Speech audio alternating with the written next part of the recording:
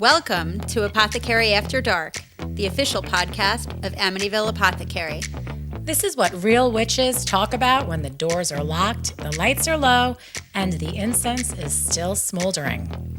From spellwork and shadow work to hot takes on hexes, healing, and everything in between, we're serving up magic, mystery, and a little bit of mischief. So pour a cup of your favorite libation, light that protection candle, and settle in. It's about to get witchy. Hey everybody, welcome to another episode of Apothecary After Dark, the official podcast of Amityville Apothecary, where real witches talk about all the things you're curious about when we lock the doors, we kick out all the customers, we shut the lights off, and we get down to the witchy business. I'm here with my best friend and business partner. Hi guys, I'm Danielle, and I'm so excited for tonight's conversation. We have an epic legend as our guest tonight, and it is an honor to introduce you to Judika Illes. Woo! We should get a soundtrack. We should. Like a with witch cheering and saying like Woo! You know, like the Staples, that's Yeah. easy button, but we should get like one that has like sounds. We can create one. Season 3. Totally. We're so delighted to have you here, Judika. Thank you so much. Thank you for having me. I'm delighted to be with you in this beautiful setting. Oh my goodness. Thank you. So we have throughout the years sold countless copies of your books. And it's pinched me that we're talking to you because little did I know that we would be having this conversation. And I don't know how many years ago I got this copy of Major Arcana Portraits of Witches in America, but it's been on my shelves for years. I had gotten it in a museum gift shop, and it's a signed copy. And I just so happened to pull it down because I saw your post, and I was like, oh my gosh, I have that. But it's like meeting your real life superheroes in real life. Yeah, it's well before we opened the shop. We just celebrated 7 years being open just this week, which is like a blink in a lifetime. Thank you. That's but so you've exciting.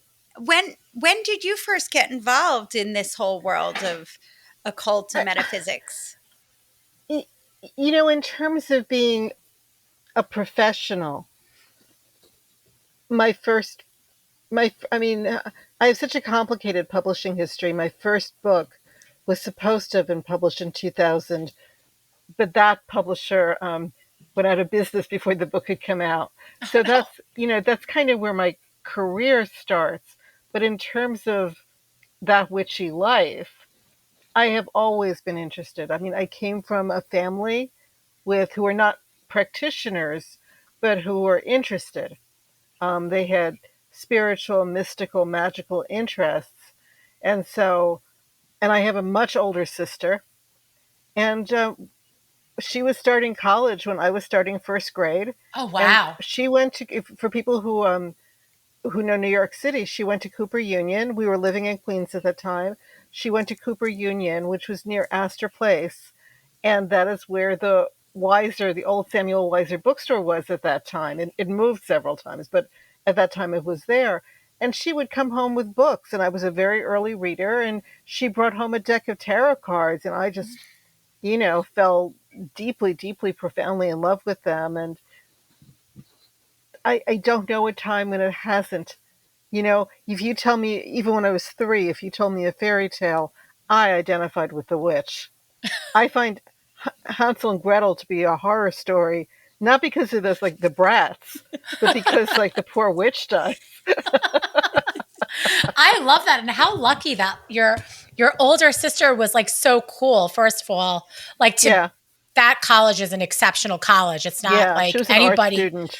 Yeah. And not anybody could go or get selected. Right. Number one. Right. Number two. No. It was a very, at least at that time, a very exclusive. It's now because it was free. It's free. Yeah. I think it still is. So if you get in, it's free. Yeah. I think it might still free. be, but so there was an art school and an engineering school. And so, you had to get in. So also that you were exposed to it at such a young age to like discover what's this mysterious tarot deck and to start engaging with it so young. So cool. Because it was the BOTA deck, BOTA. Yeah, okay. That's my first deck. There weren't so many materials readily available like it is today. No, and I was, we were in New York City because at that time, I mean, we're talking early 60s, there, if you were living in a lot of places, you would have to mail order. There's no internet, very few bookstores. I mean, New York City was one of the places where you could go into a store and buy things, because that wasn't true. New York, London, I think, Chicago, not too many places.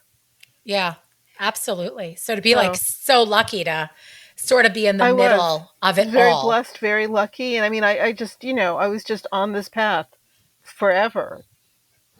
That's awesome. Well, I'm so grateful that you've created such a wealth of books and content and decks that educate people from beginners, like this book, Pure Magic. I was just saying, my cousin is such a huge fan, and she brought this book with her, and it was dog-eared and had writing in the margins. And it really is step-by-step instructions for a full, complete immersion and introduction to magic. This is the Pure Magic book. Right.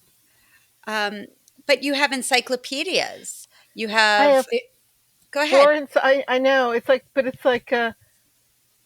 sometimes you look at your work and it's like, did I do that? Because I did I just did it. I just sort of jumped in and I did it.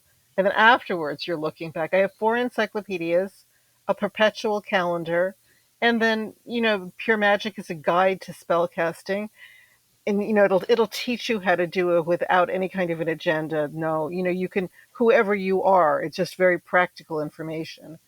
And somehow in 2025, I woke up and I became a deck creator. Yeah. So that's, It's great. So you have the protection cards, which are protection spells, which are wonderful. And then this Magic Spells Oracle, I love. There's so many great facts and tidbits of information, and then corresponding spells. I was playing with it earlier, and I learned a lot of fun things. Oh, I'm glad. I think of each card as really being, each card is kind of a gift. Like, so, sometimes I draw them for myself, like, what gift am I receiving today? And I do that for my card reading clients. Like, what gift can we send you today? Oh. So there's a lot of things you can do with it. That's really sweet. What gift? I'm always like, how could I smack you down today? But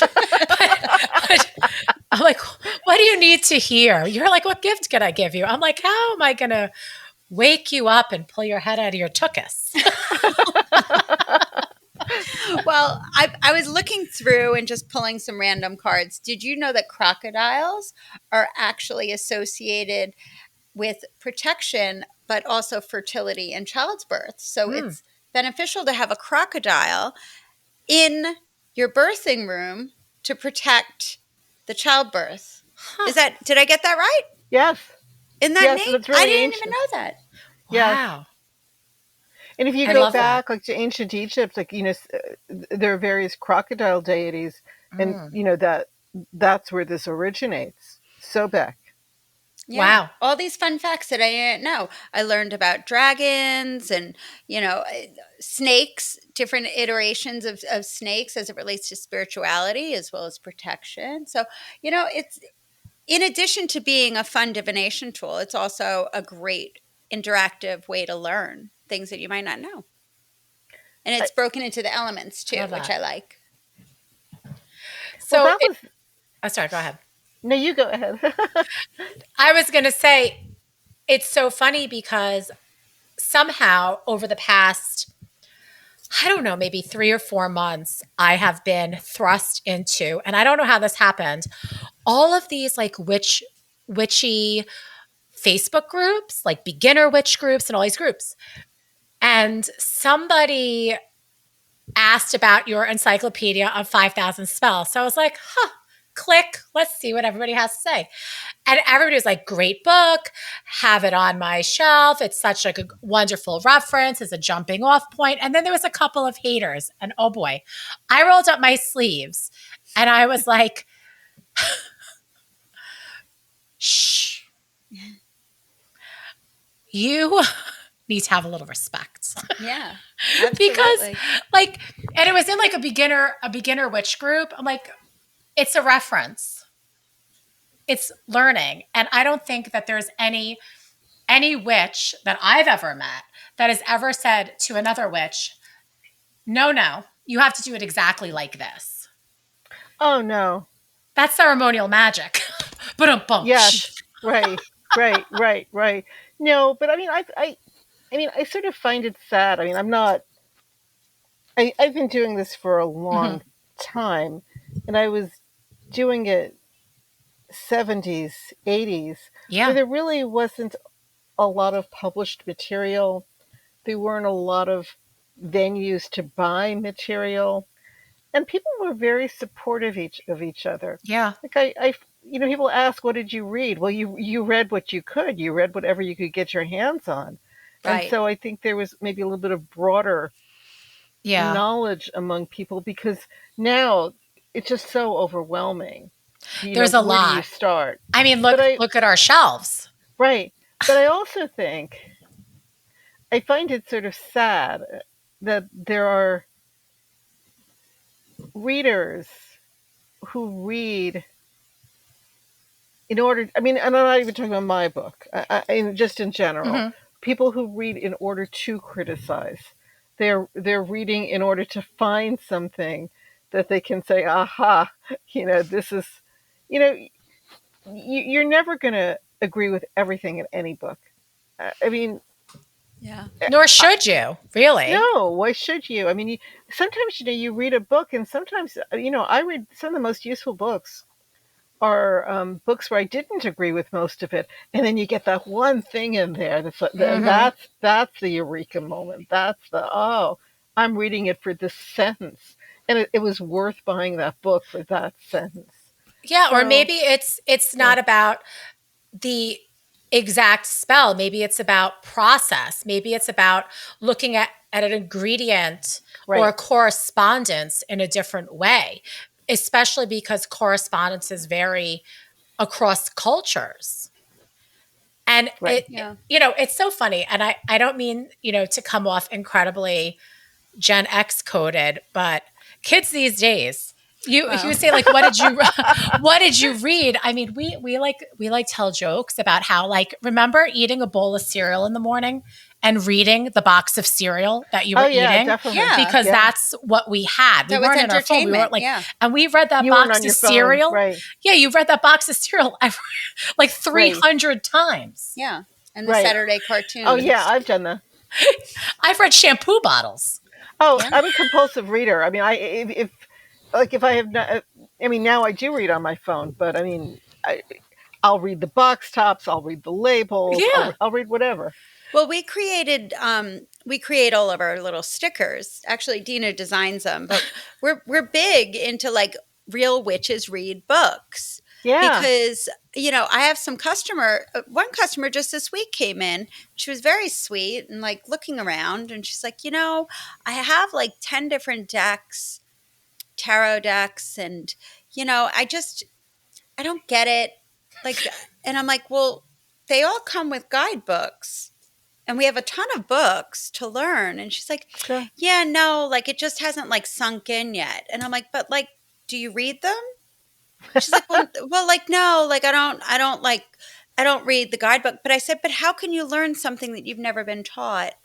And why wouldn't you learn from the experts to gain the foundational basis, and then you can personalize it to your own practice and your own interpretation? The origin of the word witch, and not just in English, but in other languages. And I mean, I have in my book, Encyclopedia of Witchcraft, which I see there is a glossary of all these words. The origin, the root, is witches are the ones who know. Mm. And we are, we have inquiring minds. We want to learn. And I mean, if I hear something and I don't know what it is, I want to find out. Like, if you ban a book, I want to buy it. Even if, just because, what don't you want me to read? I want to read Yeah, it now. of Right. course. Right? So I'm always sort of perplexed. I mean, there's a lot of ways of learning things, and there are people who come from families with really active traditions, and they are learning, you know, on the ground, so to speak. Mm-hmm. But most people don't have that. Most people, you're learning from a class, you're learning from a book, you're learning from a teacher, you're learning somehow. It's there's this wealth of information, and I think that one of the requirements of being a successful witch is having some curiosity. Like if Oh, you yeah. don't, if you don't have curiosity, this is going to be very difficult for you. So, if you were to give some advice to somebody who's brand new to the practice and looking for guidance, saying, like, I don't even know where to begin, what do you suggest? Judika, Read what do you everything. suggest? Read everything. And don't limit yourself to books that say witch on the cover. Read everything. Magical books, metaphysical books, but also travel books, cookbooks. You'll find so much magical information in those books also. It's all kind of hiding in plain sight. And there's the Rumi quote, that which you are seeking is causing you to seek. So just start. People tell me they buy. I have lengthy bibliographies in my encyclopedias, and people have told me they just buy my books for the bibliography sometimes. Start with the book and then see where it leads you. Start with, it is Hansel and Gretel, it's a trail of breadcrumbs, but start with one thing and Yeah. just go. And don't close yourself off, and don't let anybody tell you you're not allowed to read something. The hell It, with that. that's You really I you love read important what that. you want to advice. read. I love Because that. because your path will open up in front of you.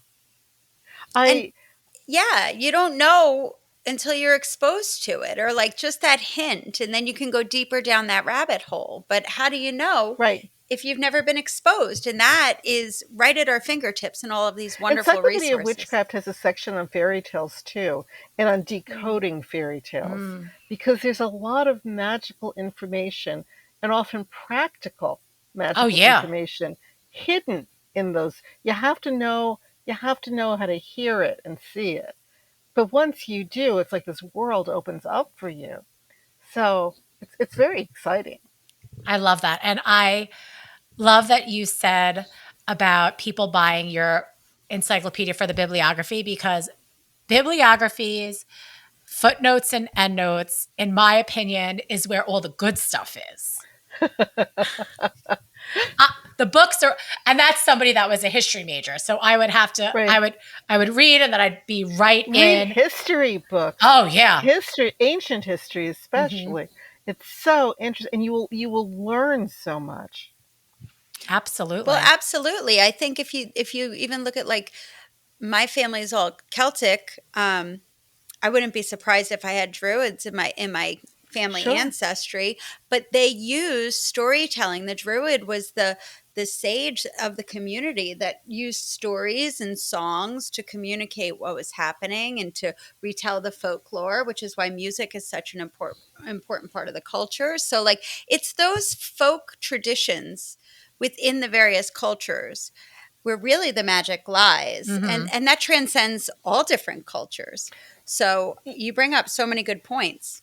Well, Christianity, in terms of the mass population, came to Russia fairly late.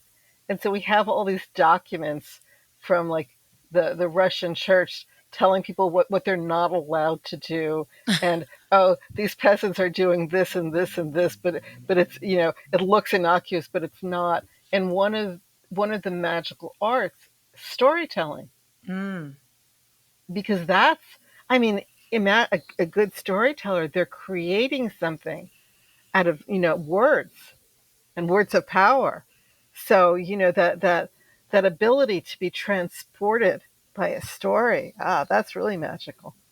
To be transported by a story, to know, to dream, to wonder, Right. to think about a world that maybe is removed from your day-to-day if it's really hard or you're going through something. So for a storyteller to give you that permission to dare to fantasize, that is magical. That is craft. Because if you awaken within somebody a desire, that's efficacy of spell casting. Right. I can't even stop. What's playing in my mind's eye right now is Shakespeare's A Midsummer Night's Dream. Right. I mean, that right there epitomizes which is so storytelling. magical. It's so magical. Yeah. So right there is a perfect example of all of it coming together. So Absolutely. I know that you have some new projects that you're coming up on. I don't know what you can share, but I mean, it's never too late. I can tell people it's never too late. Right before I wrote 5,000 Spells, I was working on a deck project that didn't work out. And I really sort of put it past myself. I didn't, I got busy with other things. And then this year, in 2025, I literally, I woke up one day and I was a deck creator. So we have protection spells, we have the magic spells oracle, and I can't talk about it too much, but right now I am working on the follow up to protection spells. Awesome. Which makes me very happy because everything is so expensive now. And I really love that, even magic spells oracles is, it's a reasonably priced deck. And I like that it's accessible and it can, it's not a hardship for people. And they make great gifts too. Yeah, and people have been telling me what they're doing with protection spells. People give them as gifts or stocking stuffers, but also people tell me they give the individual cards. Oh, wow. To people. Or I know someone who leaves individual cards in like bars or fun. restrooms because she thinks like it's a magical act. The person who needs it will find it. I love that. Yeah. You can do it with a deck like this because you can buy yourself another one. It's not prohibitive. So that brings me just great joy. That's great. I love that. You can also do the spell and keep it as part of your grimoire and keep notes as part of the journal. You can put it in your grimoire. So, a lot of candle spells that involve cards, I always recommend that people make a copy of the card and use that instead because especially if you have an expensive, beautiful, maybe limited edition deck, you don't want to lose the card or damage the card. But you can actually take one of these cards and stick it under that candle, stick it on the candle. Like it's very accessible. And I have nothing to do with that. Authors don't have, authors have, I can't take credit for it. Authors have nothing to do with how things are priced, but it makes me happy that it worked out this way. That's amazing. So we're going to be seeing you in 2026. In May at the Alchemy Academy. Do you want to give our listeners and watchers a little peek about if they come, which they should, alchemyacademyschool.com and hear Judika in person, what they can expect to learn from you when you're presenting? This will be my first live event in about 6 years. I mean, it just sort of, amazing. I mean, the pandemic happened and then it just sort of, and then I got very, very busy. So, but this is my first live event in a while. We are going to talk about the spirit of Beltane. I have a book called Daily Magic, which is a perpetual calendar in which it's a calendar of spells and rituals because I found that a lot of people think that there's one day a year for magic, Samhain, Halloween. And if you miss it, if you're sick, if you had whatever, like that's it. You're stuck until next year. And it's so not true. Every day has embedded within it some kind of magic. It might not be the same kind of magic. And Beltane, May Eve, Walpurgis Night, Walpurgis Day, it is really the beginning of, I think, a season. It was the beginning of the Celtic bright half of the year. And it has this powerful energy that is just perfect for so many different types of spells. It's a fire festival. It's a water festival. It's great for cleansing. It's great for love spells. It's great for sex magic. It's great for so many things. And so instead of like having one day where you celebrate and then it's over, how do you take that energy and carry it through to that next peak, which is Midsummer's Night Dream? So, to really maximize that energy and that potency and use it in your spells and your magic, I think, I'm all about the joy. I think that that's a part of witchcraft that people often forget. It's fun. It's fun and it's empowering. And there's so many, happy things about witchcraft. And I think that you can take that energy and incorporate it into your life to heal and to strengthen yourself and to work towards these goals that you might want that are perfect for that time, as opposed to the type of goals we have at Samhain or amazing, other times. Absolutely. I'm so excited. It's going to be so wonderful. So guys, it's an immersive day of learning, and we get to spend the whole day with Judika. She's going to be available to sign books, and we'll have all of her products available for purchase, and she can sign them and you can ask questions. And it's such a treat to be in an intimate setting with like-minded people as we all learn and grow together. So definitely come join us, because I personally am so excited. Same. Me too. It's two full days, and I recommend attending both days because the whole lineup is just exceptional. It's actually our dream come true. It is. So thank you for being part of it, Judika. So thank you for allowing me to be part of it. Absolutely. So we always close with a reading for the collective. Yep. We're each going to pull a card, and then we'll collectively sense what the energy is going to be from now until the next episode. 2 weeks. Yeah. We'll see what we got. All right. I usually shuffle in threes. I'm using my Enchanted Forest Felines Tarot deck by Jen Sankey. I am using my ever-present Smith-Waite Centennial Tarot for small-handed people in the tin. That's one of my favorite decks. It's just my go-to, and I love that. Whenever I'm reading other decks, other tarot decks, and we'll pull a card, even when I'm like teaching, I'll say, "Oh, reminds me what that card is in the Smith. Wait, remind me what the imagery is like." So, like, why fight it? So, what you got? I got the Hanged Kitty.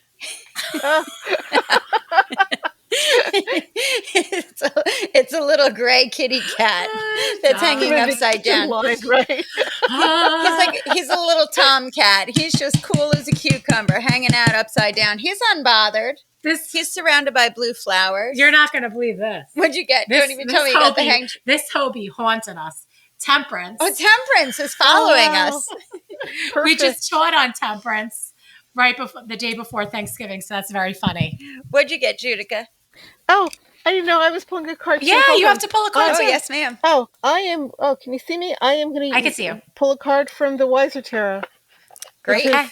I love the colors of this, and also, I'm the primary writer of the book. I've got that deck right at home. I was just looking at that one today. It's credited to the editors of Wiser Books. Awesome. Yeah, it's a great deck. Here. Okay. Ready? Yes. Ready. I have the sun. Look at that. Okay. A card of joy. All right. So let's weave our. So altogether, I think the advice is just kind of take a pause, think about things with a different perspective. Maybe, turn yourself upside down and say, like, how could I have a little bit of fun and look at this differently without making a rash decision? I don't know why I'm getting not only look at things upside down. But for whatever reason, I'm getting the image of somebody hanging upside down because they had all this crap in their pockets. Like they've been like stuffing all this shit in their pockets. Like, and that could be like old attitudes or just like stuff that you carry around from your family or programming of just ways of being that you've gotten like not even aware that you have it. And then you're like, and then when you go upside down, you're like, oh my God, I have this stuff. And then you could decide what you want to pick up and put back in your pocket. But you know, it's so funny because it depends on the deck that you pull from. So the fact that I pulled the kitties and like just looking at this card and like his expression, he's surrounded by like flowers and stuff. Like, so when I was a kid, my sister Kelly's 2 years younger than me, and we would do handstands up against the wall, and we would just like have contests who could hold the handstand longest as we were like looking around and having conversations and like being silly goofballs. Again, you know? Like editorial comment for younger listeners: things that we did before computers and cell phones. This is what we did for fun. It is. The blood would rush to our heads, but like, you know, like we were like wacky. But that's what this cat reminds me of. It does. So like, but then temperance comes, and it's all about like again, more balance. But that's what I was thinking about, like all the stuff that comes out of your pockets, and then using the discernment of temperance to decide what you want to pick back up, and then the joy of the sun to maybe be like unencumbered.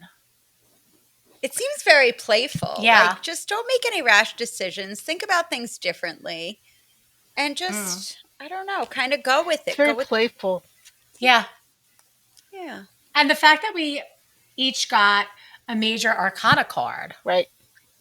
What do you think, Judika? You have any thoughts on? Well, 3 major arcana cards, so this is significant. Mm-hmm. It's not trivial. It's significant. I thought when I looked at the sun, I mean, we're here in the Northeast, and the weather has changed. Today, yes. I mean, it just looks, the sky has been white all day. It's very cold. And I was looking at the sun. I was thinking, oh, you know, we have to find that inner warmth and joy. And I don't like the cold. Find that inner warmth and joy within ourselves. Get rid of, you know, the hang kitty. Get rid of all the stuff from our pockets, lighten up, but we've been carrying things that have, you know, we don't even know what we have. They're heavy. They're weighing us down. Temperance, you know, it's also, you know, getting in balance with temperance and choosing what we're going to pick up and choosing what we're going to leave behind and being able to move forward with a lighter load and to find our inner sunniness and to envision, you know, for those of you who like the sun, because I mean, I have met people from Minnesota who tell me they don't. It's like, you know, but you know, to find there's a childlikeness of that card.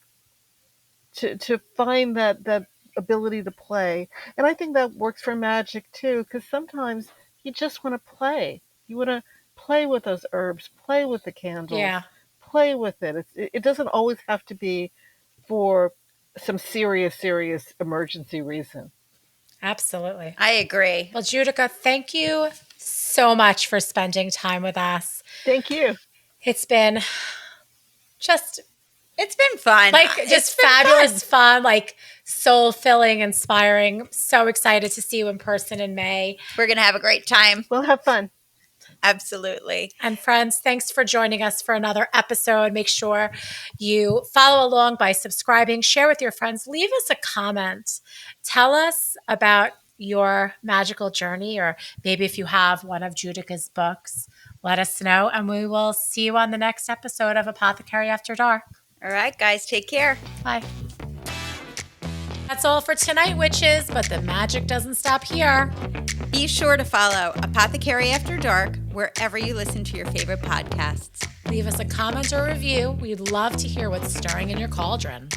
And you can always find us at shopamityvilleapothecary.com or at Amityville Apothecary across all the socials.